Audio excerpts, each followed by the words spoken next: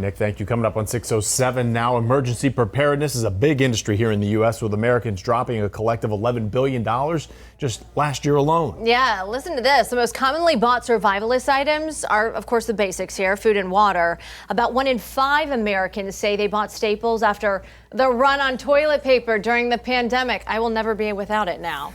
It's the second most commonly purchased item at 15%. I have a closet full of it. Rounding out the top 3 most popular items with survivalists, medical supplies at 14%. Need those too. And the study also found that men are more likely to be the emergency preppers in the family.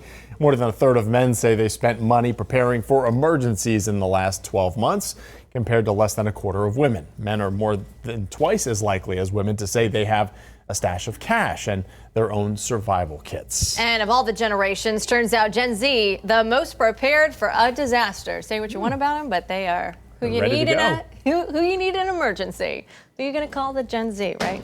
You think it would be baby boomers? I don't know. Well, 40% of Gen Z say they spent money on doomsday supplies in the last 12 months. Millennials were at 39%. Gen Z, or Gen X, excuse me, and those baby boomers you were talking about, they were at the bottom of the list at 20%. Okay. And 18% respectively. Come on, Gen X. Food and water are the most commonly bought items for all generations. So call a Gen Zer if you are in need of some help. Yeah, just give them a shout, right? Look.